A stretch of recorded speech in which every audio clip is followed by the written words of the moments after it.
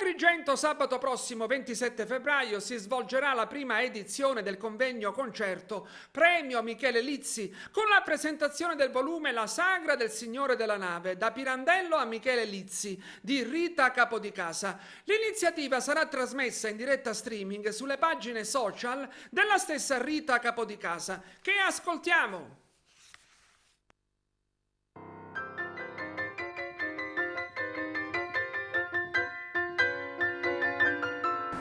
Sì, si tratta di un volume ideato nel periodo del lockdown. Grazie a questa chiusura, a questo isolamento, ho pensato di rendere omaggio a questo compositore agrigentino, Michele Lizzi, che poi conoscono ma dalle sonorità strabilianti. Insomma, lui ha musicato tante opere come Pantea, L'amore di Galatea, ha collaborato con Salvatore Quasimodo, con Renato Guttuso, che fece proprio le scene al Teatro Massimo di Palermo di questa fantastica opera, che non è proprio un'opera lirica, insomma, classica del genere, ma è un'opera sui generis, dove c'è il declamato melodico,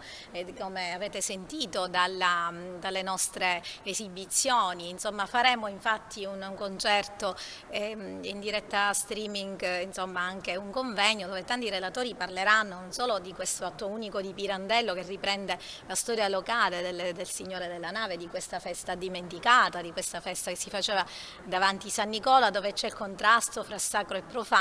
e dove queste dissonanze anche a livello linguistico nel testo, nell'atto unico di Pirandello, si emergono attraverso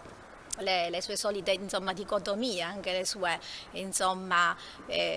uscite particolari, paradossali, quindi il maiale, la bestialità, l'umana dignità, il giovane pedagogo che difende la dignità, l'umana dignità, come abbiamo sentito, e insomma il Lavaccara che difende invece la bestialità degli istinti umani. E, insomma, questa è un'opera veramente che riprende le nostre tradizioni. Ovviamente non è un'opera religiosa, perché insomma Pirandello vedeva invece le contraddizioni, l'ipocrisia che a volte c'era dietro questi devoti che si mettevano dietro la processione e che naturalmente, insomma, prima ne avevano combinate di tutti i colori e poi si battono il petto, piangono.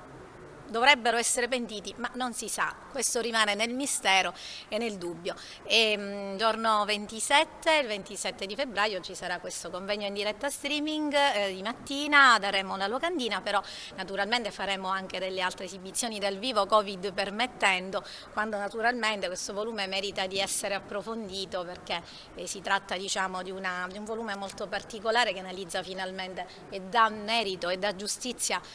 a questo compositore grande che morì nel 1972.